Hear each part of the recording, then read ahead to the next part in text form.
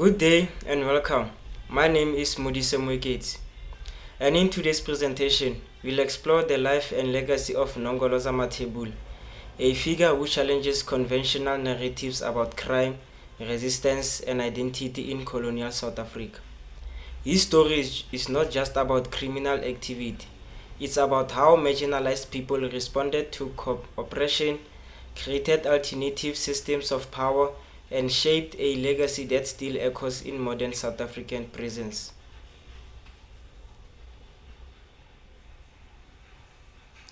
To understand Nongoloza, we must first understand the world he lived in. The late 19th and early 20th century in South Africa were marked by colonial expression, economic exploitation, and racial segregation. Black South Africans were pushed off their land, forced into labor, and subjected to harsh living conditions. The mining industry, especially in places like Johannesburg, has become a symbol of wealth for some and suffering for many. It was in this context that Nongoloza emerged, not as a passive victim but as someone who actively resisted the system.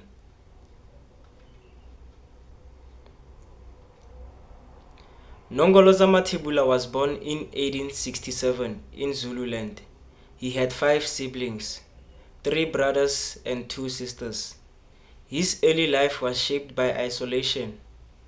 As a child, he worked as a herder and a gardener, roles that keep him away from his family and community.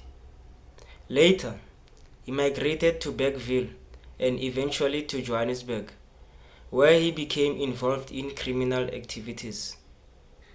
This migration wasn't unique. Many black South Africans moved to urban centers in search of work, often ending up in exploitative conditions.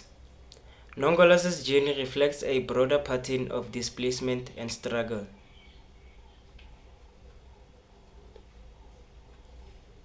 In Johannesburg, Nongoloza founded a gang called Umkhosi Wezintaba, which translates to Regiment of the Hills. This wasn't just a group of criminals. It was a structured organization inspired by Zulu military traditions and the leadership style of King Shaka. The gang was composed mainly of men who live on the margins of society, laborers, migrants, and those rejected by mainstream systems. Nongoloza organized them like a disciplined army with ranks, rules, and rituals. This structure gave members a sense of identity, belonging, and power.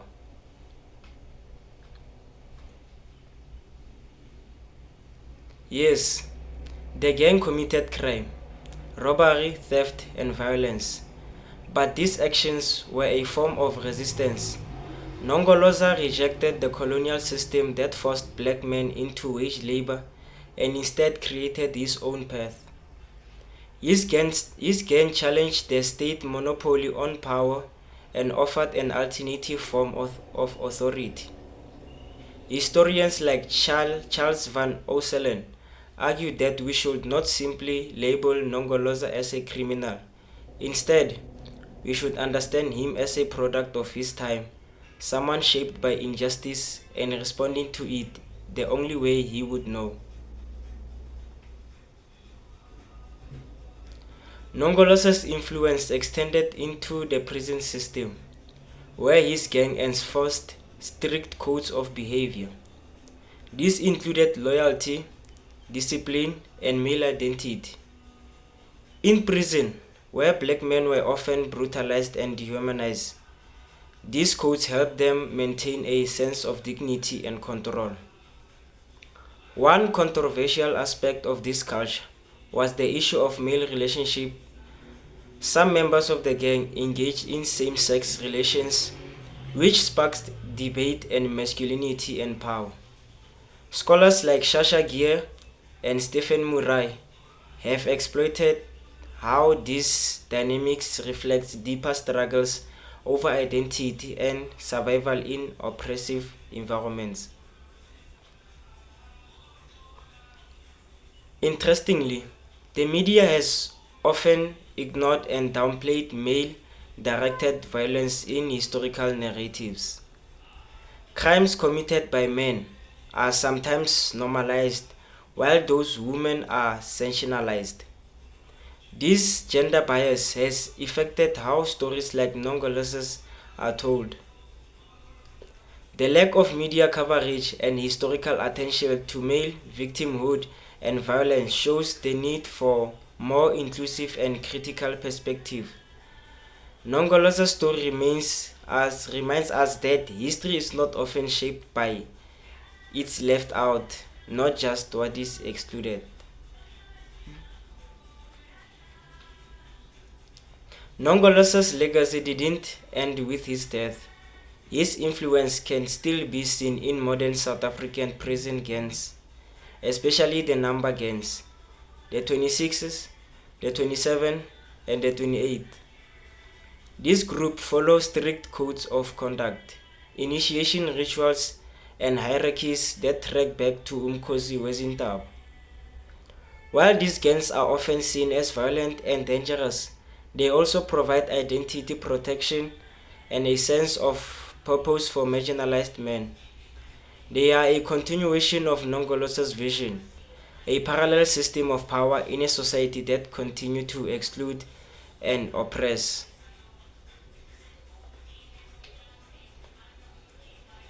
During apartheid, black South Africans were forced into township and made to work for white employers.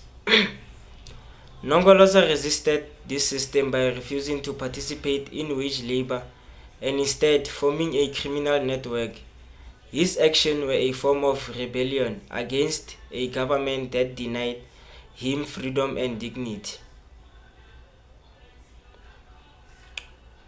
What I can reflect on Nongoloza's story is that it teaches us and challenges us to rethink crime, not just as a legal issue, but as a social and political response.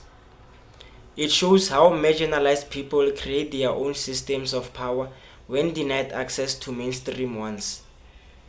It reveals the complexity of identity, masculinity, and resistance in colonial and post-colonial contexts. As I conclude, Nongoloza Mathebula was more than a gang leader. He was a symbol of resistance, a creator of identity, and a challenger of colonial power. His story forces us to rethink how we view crime, masculinity, and history itself. Understanding Nongoloza helps us to see how individuals and groups respond when denied freedom and agency. It reminds us that history is not just about heroes and villains. It's about people navigating complex systems of oppression and survival. Thank you.